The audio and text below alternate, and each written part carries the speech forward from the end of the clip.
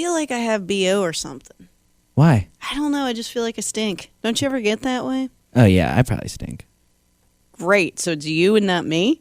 Could be. Yeah, it easily What could. have you done today? I had to run. So just you physically trotting down the block?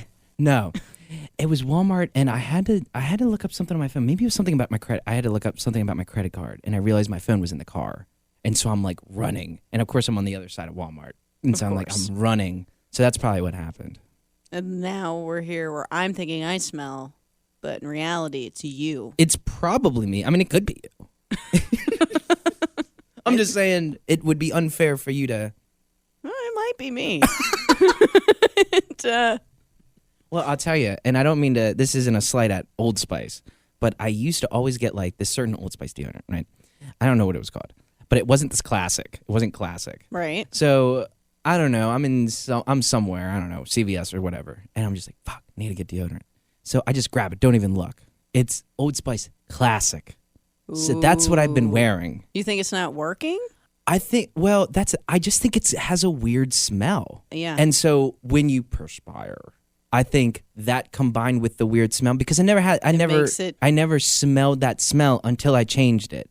But it takes a lot. It's going to take a lot of me to, okay, I'll throw this brand new thing away and get a new one. But you're going to use it. You're going to use it to the end. No, because right? I have the same situation. It's like a frugal thing, I think. Yeah. No, I have one, and it smells like hairspray. Like, I feel like my armpits smell like hairspray. And BO. So... What a fusion. I know. That sounds like a new deodorant. Come and get me, boys. There we were, shoulder to shoulder, dressed head to toe in astronaut gear. Right when we were about to leave this earthly domain, we turned to each other and said, fuck it, let's do a podcast instead.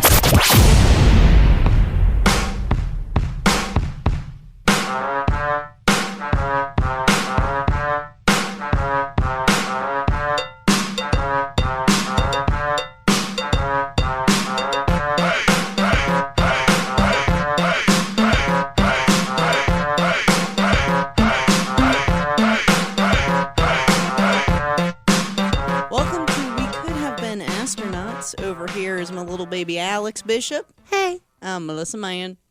Hey. How's your day going? Pretty good. How's your day going? I think it's okay. I don't know. I got just okay. Well, it's. I feel like you're being reserved right now, and I don't think just a normal the listeners work deserve day. that. It's just a normal work day. Gotcha. You know, it's nothing exciting really happened. But nothing horrible happened. That's true, and that's always a bonus in my life. And Dave Russell, look at him. This is our first guest on We Could Have Been Astronauts. This is Dave Russell, everybody. I always wanted to go to space. Did you? Always did. Well, Alex has some drugs in his bag he can give you. We can make that happen. Not that kind of space. Well, like to the moon. To the moon? To the moon! Yeah, let's and do beyond. It. Well, they're building that Mars rover. Well, no, what is that? Isn't it? It's gonna be a while before that thing even goes well, up we're gonna there, right? we're gonna freeze will we still you, be Dave. alive before? Well, yeah, we're gonna freeze you. We'll bring you back. Oh, okay. That's my promise to you. If you should die before we can all go to Mars, we're gonna weekend at Bernie's you.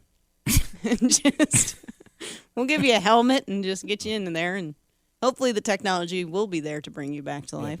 Well, that's covered by insurance, right? Yeah. Yeah, we'll figure it out. Yeah. I'm going to leave now. Enjoy your show. Bye. Bye, Dave. That's a Dave Russell. That's a Dave Russell. That's his theme song. I was going to say, yeah, that sounds like a good theme song. Yeah. Dave Russell's, he's quite the guy. He's a great guy. No, he is. He totally is. I really enjoyed talking to him. He has a lot of theories on a lot of things. I mean, I understand that was probably a compliment. It is. But no, it was is. delivered. It is. I love Dave, but there's sometimes when he does this to me every morning. I'll get into work and I'll have my coffee, and like after that first cup of coffee, you might have to go take a peeps. Oh yeah. And that, I swear to God, every day is where he ambushes me right before I'm going to get up and go to the bathroom, and then he wants to talk for like 20 minutes, 30 minutes, and all I can think of is, my God, I have to pee. I got to take this peeps. But Dave is just talking. He'll never listen to this. We're fine. I've often wondered, could I wear Depends? Could I really do that? could try. I mean, I already smell like hairspray and BO. What's a little urine thrown into the mix? That's right. Maybe that'll offset it and you'll smell normal. Yeah. The pH balance will finally be perfect. Yeah, I mean, that could be scientifically... How much time do you think you'd save in your day if you just made in your pants? Well, actually, it's funny. I was thinking the other day, sitting on the toilet, where all my great thoughts come. That's true. It made me think of some study. You know how there's like 30,000 studies that come out a day, and Right. most of them are not credible at all. Common sense. Right, but one of them was the average person spends, such and such amount of weeks watching commercials in a given lifetime. And I thought about that, and I was like, damn, that's a lot of shit. But I also thought, how many hours or weeks or months or years does the average human being spend Just in the bathroom? sitting on a turlet? Or peeing in a urinal, or something involving relieving your insides in a bathroom. I don't know. I personally think it's a pretty high number, depending You want on me if to you have make a IBS Googles? or not. I'll make a Googles on it. Make a Googles. Do it. Ask Jeeves on that. So it's how many hours do we spend? In the bathroom, I guess that would be. How much time do we spend in the bathroom? The poll of 2,500 people revealed that going to the toilet accounts for the biggest chunk of time spent in the bathroom, an average of 1 hour and 42 minutes a week, or almost 92 days over a lifetime. That doesn't seem like enough. Not if you're regular. Like I said, it depends on each individual. I mean, if someone's eating burritos and Taco Bell all day, You're going to be in there. I mean, you're going to be in there for 15 minutes every 4 hours with some Desitin ready, some wipes ready. I mean, you're cleaning. You got to be. You're not just in there releasing. I mean, you're cleaning No, up. because there's, yeah. I mean, you're going to be soiled if you don't keep after that. Well, no, I've learned how to do that. About 10 years ago, I was like, Yeah. I can use baby wipes. Oh, yeah. It never crossed my mind. It was not what was put in place. It was always just toilet paper. And Some if of it's it's really rough. bad, you get in that shower and just... Oh, my. Can't say that happened very many times, but That might have happened more than you're leading on. I did drink a lot in my 20s. Does everyone drink a lot in their 20s? I don't know. Probably, I would assume. I think so many people will be like, well, I was in my 20s. Oh, I was in my 20s. It's a good excuse to have for really shitty behavior. It's a really Yeah. good excuse. I've definitely time shifted things I've done into my 30s. Be like, oh yeah, I did that when I was in my 20s.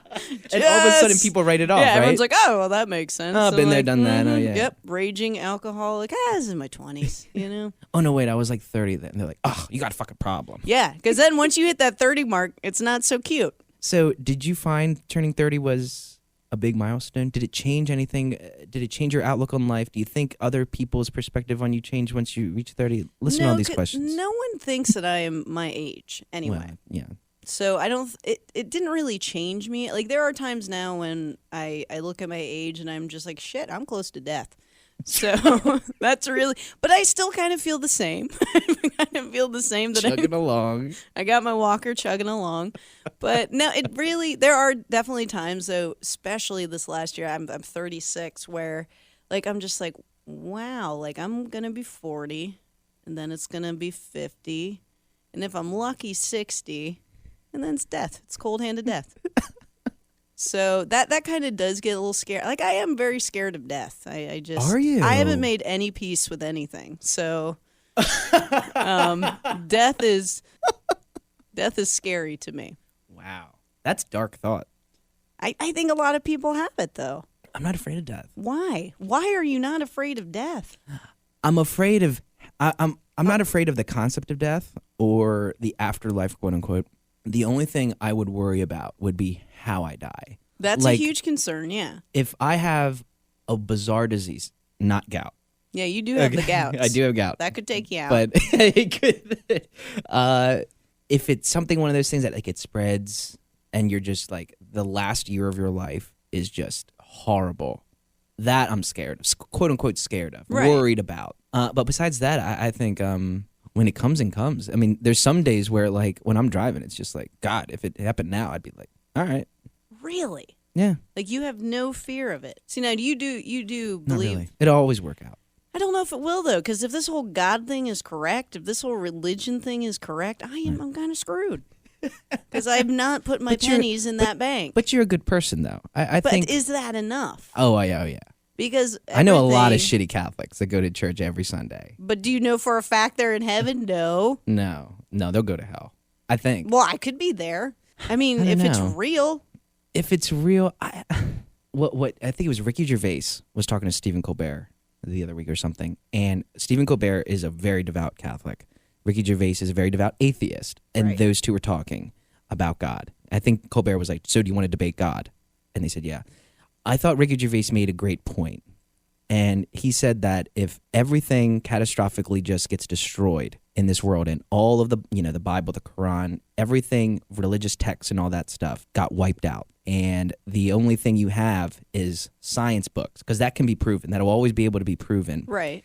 That the concept of the afterlife or the concept of a higher being or God, such as evolution as an example, versus Adam and Eve or whatever, that they're not going to write the Bible again. They're going to write that 2 + 2 = 4. They're going to write that...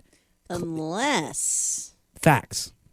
Yeah, but God theoretically can do anything. Who's not to say that God will be like, all right, I'm going to put this person down there and they're going to rewrite this Bible? I don't think that's going to happen. But here's the thing that blew my mind. I watched the show Westworld on HBO. Okay. I mean, it's a very fucking far out show, to say the least. But at one point, it's so I'm not going to ruin anything. But at the concept is it's like Jurassic Park, okay? But they're people, and people go into this world, and it's like you're talking to people, you're having sex with these people, but they're not real people. These are robots. Ooh, I do like some robot sex. As most do. Yeah. And so I think it's Anthony Hopkins' character talking to this other person, and it was this concept of God. And that God was a man-made concept to get people to fall in line, because no one's going to believe you should do this. It's like, what? Who says I should do that? Right. Well, blah, blah, blah tells you should do that. Sure. So he's talking to someone about God or whatever, and he shows this picture of Michelangelo. It's the one with they're pointing, the fingers touching. Yes. And he says, you see, this is the human over here with the pointing, and then God's pictured over here. And he goes, now look at the outside of God. And I never even noticed this. But on the outside of where God is this really almost looks like a speech balloon and oddly shaped, and it's like red a little bit. And Hopkins said, Michelangelo, or whoever, I don't even know who actually did this. Could have been Da Vinci. Is this a Sistine Chapel? I have no idea. I'm so sorry that I'm bad at that part. No, I do know. We all know what you're talking about. Right. So he was saying how the illustration is not God talking to this human being on Earth. It was supposed to illustrate that red, weird speech bubble is the human brain. God is inside of us. He's not this weird thing that we're trying to reach out for. God is found within yourself. And part of the thing that made me kind of interested in that was when you talk to someone getting over heroin or getting over, addiction or whatever, so many, not all of them. Right. But you have the inner But they say, wow, I found God, and you know what? I don't need to get high anymore. Or man, I started going to church and everything's better. I feel connected. And all of a sudden you start to realize that the people that were having whatever problem it is, maybe the only thing that was preventing them from being quote unquote better or whatever was that they didn't feel connected to this higher being. But the higher being isn't this outside thing. They just felt more connected into themselves. They realized, I got to be a better dad. I got to work out more. I got to eat better. I got to be a better husband. I got to put on pants before I leave the house. I got to put on pants. That kind of stuff. Huh. So I think that's really kind of deep. It's very deep. That's what I think about when I'm on the toilet.